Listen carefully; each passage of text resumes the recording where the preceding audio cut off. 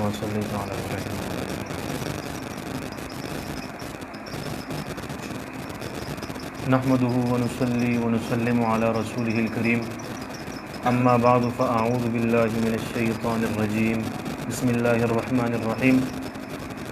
قال الله تعالى في كلام المجيد وفرقانه الحميد: إنك لعلى خلق عظيم. قال النبي صلى الله عليه وسلم: إنما بعثت لأتمم مكارم الأخلاق، أو كما قال عليه الصلاة والسلام. وصدق رسوله النبي الكريم ونحن على ذلك لمن الشاهدين. عزیز سامعین، اللہ جل جلالہ کا بہت بڑا احسان ہے کہ اللہ جل جلالہ نے ہمیں یہاں پر اکٹھا ہونے کی توفیق عطا فرمائی.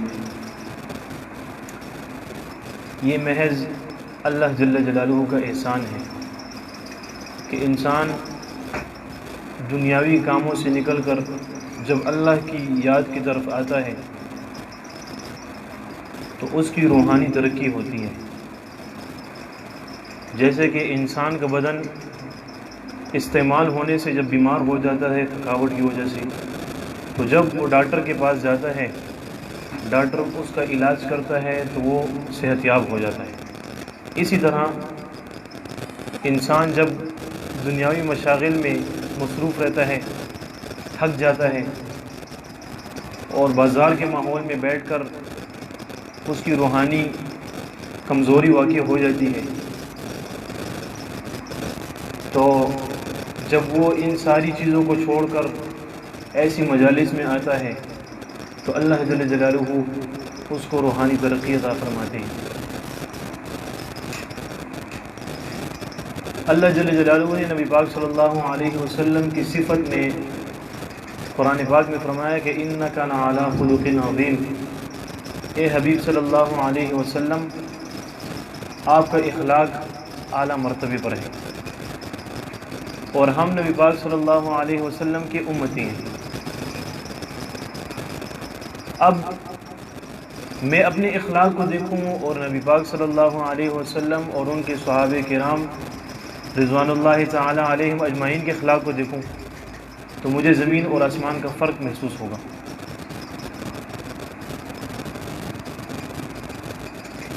آج کے اس پرفتن دور میں ہر انسان جو ہے فاستبقوا الخیرات کی بجائے فاستبقوا الدنیا میں لگا ہوا ہے کہ یہ انسان مالدار ہے تو میں مالدار کیوں نہیں ہوں. حالانکہ آج کل کے لحاظ سے اگر کسی غریب کو بھی دیکھا جائے تو پہلے وقتوں کے بادشاہ اس کا مقابلہ نہیں کر سکتے. آج کل کی جو سہولیات انسان کو میسر ہے نا، اس زمانے کے جو بادشاہ تھے ان کو وہ سہولیات میسر نہیں تھی، پھر بھی یہ کہتے ہیں میں غریب ہوں. تو اس شخص سے میں کیسے موازنہ کروں اور مال و دولت میں کیسے اس سے آگے چلے جاؤں. ہماری دن رات کی یہی سوچ اور یہی فکر ہے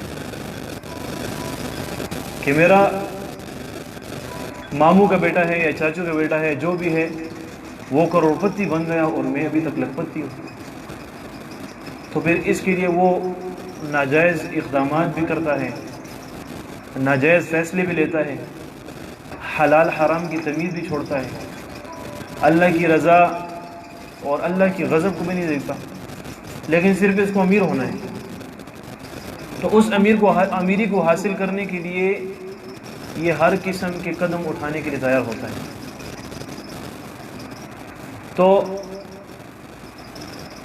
نبی پاک صلی اللہ علیہ وسلم کی تعلیمات ہمیں کیا سکھاتی ہیں کہ اپنے اخلاق کو بہتر بناؤ. اور تواریخ جو ہے گواہ ہیں کہ اسلام میں جو صحابہ کرام رضوان اللہ علیہم اجمعین آئے یا بڑے بڑے بادشاہ آئے تو وہ نبی پاک صلی اللہ علیہ وسلم کے اخلاق کی وجہ سے جو ہے اسلام میں داخل ہوئے، کسی چیز سے متاثر نہیں ہوئے، صرف اور صرف نبی پاک صلی اللہ علیہ وسلم کے اخلاق مبارک سے وہ متاثر ہوئے. کہتے ہیں عرب کے 4 ذہین ترین اشخاص تھے، جن میں عمر بن ابی العاص رضی اللہ عنہ کا بھی شمار ہوتا تھا۔ وہ عرب کے ذہین ترین اشخاص میں سے تھے۔ نبی پاک صلی اللہ علیہ وسلم کو ان سے بہت زیادہ محبت تھی، اور نبی پاک صلی اللہ علیہ وسلم ان کو پیارے پیارے القابات سے پکارتے تھے۔ سنگھ چمنگوئی کا نقل پختانہ چھ بچی دل تراشا، معشوم دل تراشا، پارا دل تراشا، نو بدی بانے معشوم ڈیر زیادہ متاثر کی گی، قبل خبر نے متاثر کی گی۔ اصل مقصود سے دے راشا پچھ بخپل الفاظوں کی تو ادب پیدا کی، اور خپل اخلاقوں کے تنور ہم زیاد خواہش پیدا کی، اور بخپل الفاظوں کی تو شیرینی پیدا کی، نبیات دبل پکڑو بانے پر حکومت کی۔ حضرت عمر بن ابی العاص رضی اللہ عنہ جو تھے وہ نبی پاک صلی اللہ علیہ وسلم کے اخلاق سے بہت زیادہ متاثر تھے، اور وہ دل میں یہ کہتے تھے کہ نبی پاک صلی اللہ علیہ وسلم تمام لوگوں میں سب سے زیادہ مجھ سے محبت کرتے ہیں۔ آپ کو ایک نسخہ بتاتا ہوں تسخیر کا۔ بہت زیادہ ہمارے شاگرد ہیں اور بہت زیادہ ہمارے دوست ہیں، بعض لوگ ایسے بھی ہوتے ہیں جو دوست نہیں ہوتے، ہمارے جو ہے شاگرد بھی نہیں ہوتے، باہر کے لوگ آتے ہیں کہ بھئی ہمیں تسخیر کا نسخہ بتاؤ، ہمیں تسخیر کر دو، کوئی ایسی تعویذ ایسا وظیفہ ہمیں بتاؤ کہ تسخیر امراء یا تسخیر خلائق ہمیں حاصل ہو جائے۔ تو ان سب کو میری ایک ہی عرض ہے کہ اس سے بڑھ کر کوئی بھی تسخیر نہیں ہو سکتی، اور وہ یہ کہ اپنے اخلاق کو بہتر بناؤ۔ تمہارا اخلاق جب بہتر ہوگا تو یہ ساری کی ساری مخلوق تمہارے پیچھے جائے گی۔ بد اخلاق انسان سے لوگ ویسے ہی کراہیت کرتے ہیں، اس کے ساتھ بیٹھنا پسند نہیں کرتے، اس کے ساتھ معاملات برداشت نہیں کرتے، اس کے ساتھ سفر برداشت نہیں کرتے، یہاں تک کہ ایک گھر میں اگر وہ ہو تو اس کو برداشت نہیں کرتے، یار یہ بد اخلاق ہے۔ اور اگر آپ کا اخلاق بہتر ہو تو دشمن تمہارا دوست اور دوست تمہارا بھائی ہے۔ ایسے اخلاق اور ایسا برتاؤ دوسرے سے اختیار کرو کہ وہ دل میں یہ کہے کہ یار یہ سب سے زیادہ محبت مجھ سے کرتا ہے۔ اپنی والدہ کے پاس جاؤ، پیارے الفاظ، میٹھے بول، ادب کے دائرے میں رہ کر ان سے بات کرو، تاکہ تمہاری والدہ یہ سوچے کہ تمام دنیا میں سب سے زیادہ محبت مجھ سے کرتا ہے۔ والد کے پاس جاؤ، تمہارا یہی کردار ہو، بھائی کے پاس جاؤ، تمہارا یہی کردار ہو، حتیٰ یہ کہ تم اگر کسی اجنبی شخص سے بھی ملو تو تمہارا یہی برتاؤ کردار ہو کہ وہ دل میں یہ سوچے کہ یہ شخص دنیا میں سب سے زیادہ محبت مجھ سے کرتا ہے۔ اور یہی اخلاق نبی پاک صلی اللہ علیہ وسلم کے تھے کہ جب کوئی اجنبی بھی ملتا تو نبی پاک صلی اللہ علیہ وسلم اس کو حیثیت دیتے، اس کو مقام دیتے، اس کو عزت دیتے، اس کی طرف پورے کے پورے متوجہ ہوتے۔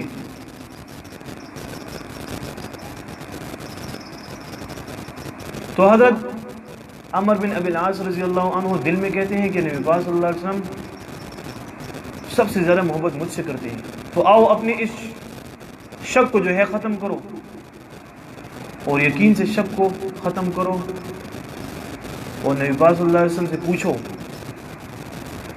تاکہ دودھ کا دودھ اور پانی کا پانی ہو جائے۔ نبی پاک صلی اللہ علیہ وسلم کی خدمت میں حاضر ہوئے اور عرض کیا، یا رسول اللہ صلی اللہ علیہ وسلم، آپ پر میرے باپ اور ماں قربان ہیں، آپ سے ایک عرض کرنی تھی۔ نبی پاک صلی اللہ علیہ وسلم نے فرمایا، بول میرے بیٹا، کیا پوچھنا چاہتا ہے؟ تو حضرت عمر بن ابی العاص رضی اللہ عنہ فرماتے ہیں، عرض کرتے ہیں، یا رسول اللہ صلی اللہ علیہ وسلم، اس دنیا میں سب سے زیادہ محبت آپ کو کس سے ہے؟ تو نبی پاک صلی اللہ علیہ وسلم نے فرمایا، عائشہ۔ کس سے؟ عائشہ۔ ابھی حضرت عمر بن ابی العاص رضی اللہ عنہ کیا کہتے ہیں کہ سب سے زیادہ محبت کس سے ہے؟ مجھ سے۔ تو پھر دل میں کہنے لگی کہ میں نے تو نبی پاک صلی اللہ علیہ وسلم سے بیرون خانہ لوگوں کے بارے میں پوچھا کہ گھر کے باہر افراد جو ہیں ان میں سب سے زیادہ محبت آپ کو کس سے؟ تو نبی پاک صلی اللہ علیہ وسلم فرمانے لگے کہ عائشہ۔ پھر کہا کہ مردوں میں؟ تو نبی پاک صلی اللہ علیہ وسلم نے فرمایا ابوہا، اس کے باپ سے، یعنی حضرت ابو بکر صدیق رضی اللہ عنہ سے مجھے اس کائنات میں عائشہ سے بعد سب سے زیادہ محبت ہے۔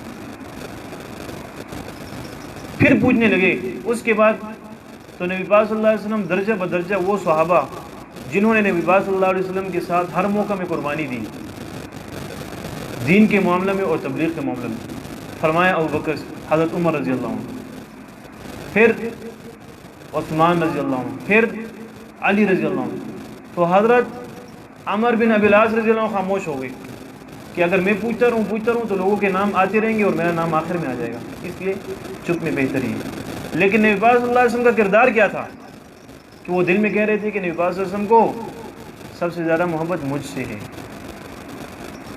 یہ نبی پاک صلی اللہ علیہ وسلم کے اخلاق تھے کہ فرق کسی میں نہیں کرتی۔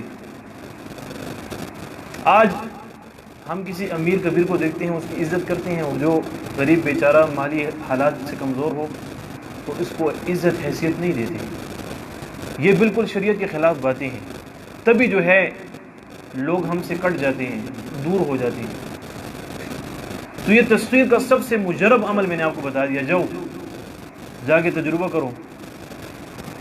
اگر اس سے زیادہ بڑھ کر آپ کو تسخیر کا کوئی عمل بتا سکے تو میرے پاس آ جاؤ۔ یہ میں آپ کو تحدیث بن نعمت بتا رہا ہوں اپنے سلسلے کی نسبت کی وجہ سے، اور اپنے حضرت دامت برکاتہم العالیہ کی فیض کی وجہ سے بتا رہا ہوں۔ بعض باتیں انسان پر اللہ تعالیٰ کھول دیتا ہے۔ دوسرا یہ کہ عملیات اتنی گری پڑی چیز نہیں ہے کہ آدھے منہ پر ہم جو ہے اس کا کام کر دیں، نہیں، یہ تو ہمارے حضرت سید نورزمان نجمندی شاذلی رحمۃ اللہ دامت برکاتہم العالیہ کا فیض ہے کہ انہوں نے سب کچھ آپ کے سامنے پیش کر دیا، کوئی چیز نہیں چھپائی۔ تو پھر سلسلے کے ساتھ اس طرح اخلاص بھی کرو نا۔ تمہیں جب ایک چیز سے فائدہ ہوتا ہے تو تم اس کو فائدہ بھی پہنچاؤ نا، تبھی تم چل سکو گی۔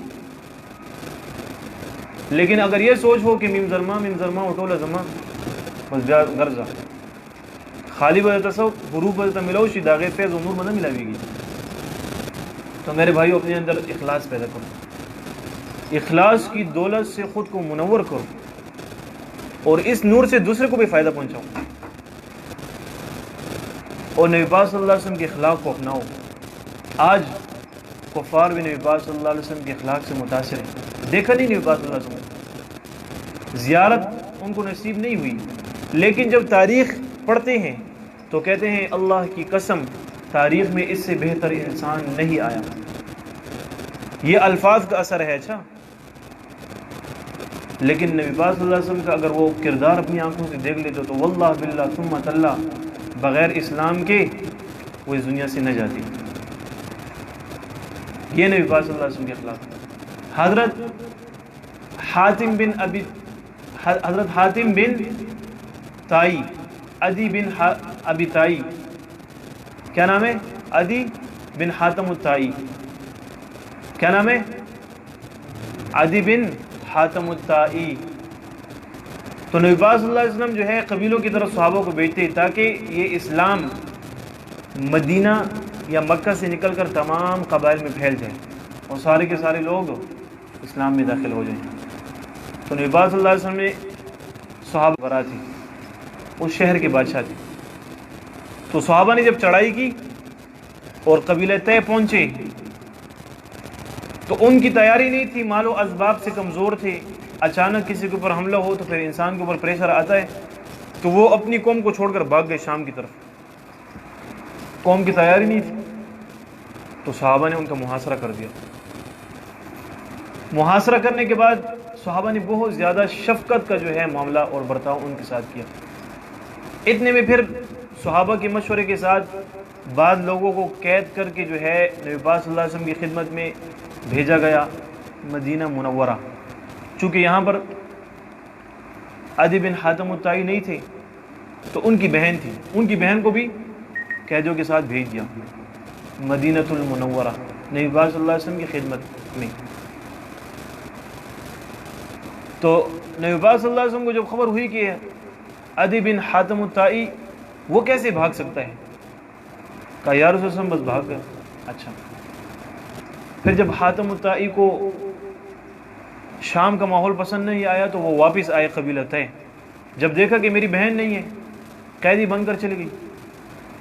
قوم کی تو پرواہ نہیں تھی، لیکن جب بہن کا معاملہ آتا ہے تو انسان ہر کچھ کرنے کے لیے تیار ہوتا ہے. انہوں نے کہا کہ نبی پاک صلی اللہ علیہ وسلم کے ساتھ جا کے مجلس کروں گا اور یہ معاملہ ختم کروں گا کہ ان کا مطالبہ کیا ہے. اگر میں قبول کر سکتا فبیہا، قبول نہیں کر سکا تو پھر جو ہوا دیکھیں گے.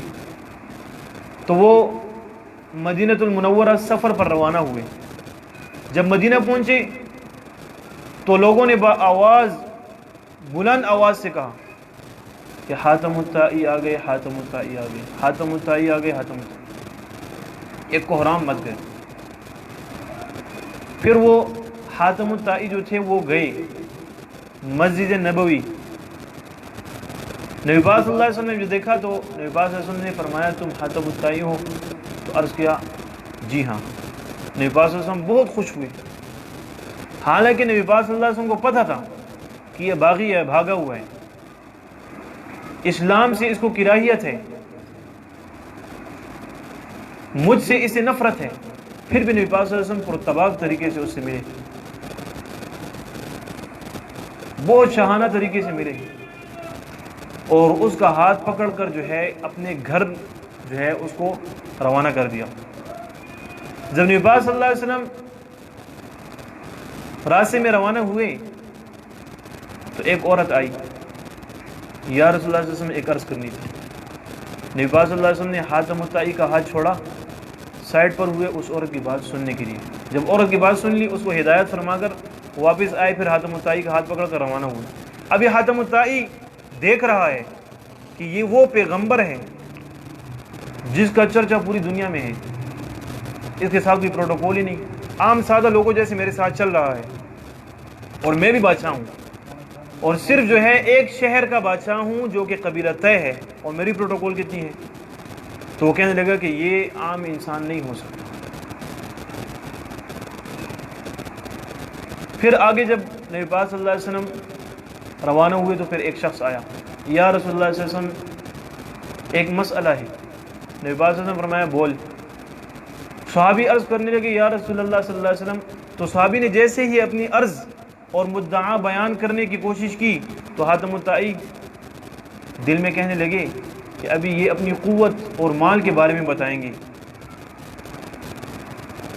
تاکہ میں متاثر ہو جاؤں کہ ان کے پاس تو بہت قوت ہے، بہت مال ہے، بہت نفری ہے اور یہ مجھے نیچے کرنے کی کوشش کر رہے ہیں. تو وہ کہنے لگے یا رسول اللہ صلی اللہ علیہ وسلم فقر و فاقہ سے برا حال ہے، کھانے کے لیے کچھ نہیں ہے اور پڑوس میں بھی کوئی ایسا شخص نہیں کہ میں اس سے اپنی ضرورت پوری کر سکوں، مطالبہ کر سکوں کہ کھانے پینے کے لیے کچھ تھوڑا دے دو کہ میرا گزر بسر ہو سکے. نبی پاک صلی اللہ علیہ وسلم نے کچھ ہدایت فرمائی، اس کو بھی رخصت کر دیا. پھر آگے کچھ قدم کے بعد ایک دوسرے صحابی آتے ہیں کہ یا رسول اللہ صلی اللہ علیہ وسلم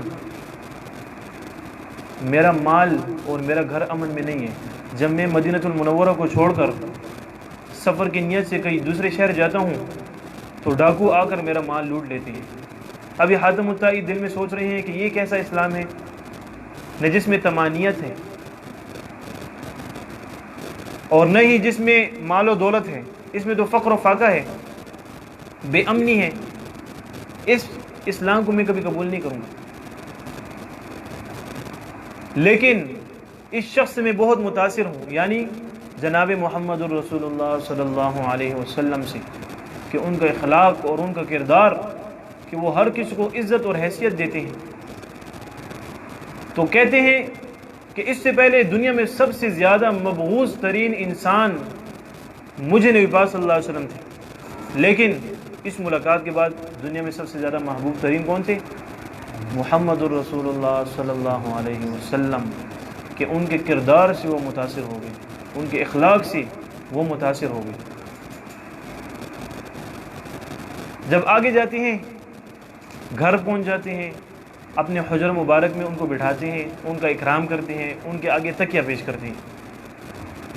تو حاتم الطائی تکیہ لینے سے انکار کرتے ہیں. نبی پاک صلی اللہ علیہ وسلم پھر پیش کرتے ہیں، پھر انکار. پھر تیسری مرتبہ حاتم الطائی تکیہ پر ٹیک لگاتے ہیں. ٹیک لگانے کے بعد نبی پاک صلی اللہ علیہ وسلم فرماتے ہیں حاتم الطائی اسلام قبول کر، اسی میں تیری سلامتی ہے، اسلام قبول کر، اسی میں تیری سلامتی ہے۔ حاتم الطائی عرض کرتے ہیں کہ میں تو پہلے سے ہی ایک دین کا متبع ہوں، ایک شریعت کا ماننے والا ہوں۔ تو نبی پاک صلی اللہ علیہ وسلم فرمانے لگے کہ تیرے دین کو تجھ سے زیادہ میں بہتر سمجھتا ہوں، اور بتا کہ تو نصرانی ہے؟ کہا ہاں جی۔ پھر فرمایا کہ تو نصرانیوں میں رکوسا مسلک والا ہے؟ فرمایا ہاں۔ لیکن ہاں کے بعد وہ دل میں سوچنے لگے کہ اتنی باریک بینی سے نبی پاک صلی اللہ علیہ وسلم میرے مذہب کے بارے میں مجھے بتا رہے ہیں، ان کو کیسے پتہ چلا؟ جیسے کہ کوئی انگریز ہمیں کہتے کہ آپ مسلمان ہو تو ہم اس سے بہت متاثر ہو جاتے ہیں کہ بھئی اسے کیسے پتہ لگا ہم مسلمان ہیں۔ وہ مسلمان کے ساتھ آپ کو بتا دے آپ حنبلی ہو، شافعی ہو، مالکی ہو، پھر حنفی میں یہ بھی بتا دے کہ تم دیوبندی ہو، دا وہ ادھا انگریز کیسے شیری دا ہما نزیاد دماغ کو مذہب کوئی گی، تو بہت متاثر ہوا۔ پھر نبی پاک صلی اللہ علیہ وسلم نے فرمایا ہاں بتا، آپ جب جنگ کرتے ہو اور مال غنیمت حاصل کرتے ہو، اس مال غنیمت میں سے آپ کتنا حصہ اپنے پاس رکھتے ہو، اپنی مد میں استعمال کرتے ہو؟ کہنے لگا چوتھا حصہ۔ نبی پاک صلی اللہ علیہ وسلم فرمایا بتا نصرانیت میں یہ چیز حرام ہے کہ نہیں کہ مال غنیمت کا چوتھا حصہ آپ استعمال نہیں کر سکتے؟ کہا ہاں جی۔ تو پھر کہا آپ کیوں چوتھا حصہ استعمال کرتے ہو؟ وہ اس سے زیادہ متاثر ہو گیا۔ پھر نبی پاک صلی اللہ علیہ وسلم نے فرمایا دیکھ تیرے مذہب کو تجھ سے زیادہ میں جانتا ہوں، اسلام قبول کر لے۔ ہاں اگر تیرے دل میں یہ ہو کہ میرے صحابہ کمزور ہیں، لاچار ہیں، غریب ہیں، بے بس ہیں، تو ایسی بات نہیں۔ ایک وقت آئے گا اگر اللہ نے تجھے زندگی دی ہو تو تو اپنی آنکھوں سے دیکھے گا کہ کیسر و کسرا کے محلات ہمارے قبضہ میں ہوں گے، اور ہم پھر کسرا کا جو مال ہے بیت المال اس کو فی سبیل اللہ خرچ کریں گے۔ تو بہت بہتر انسان ہے، تیرے اور اسلام کے درمیان صرف کمی کس چیز کی ہے؟ کلمے کی۔ کلمہ پڑھ لے، کیا کر لے؟ کلمہ پڑھ لے۔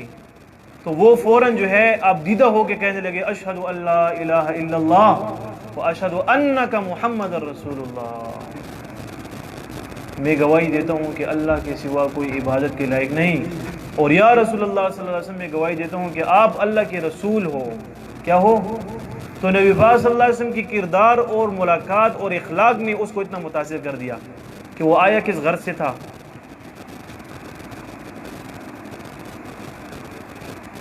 تو میرے بھائیوں پھر حضرت عدی بن حاتم الطائی فرماتے ہیں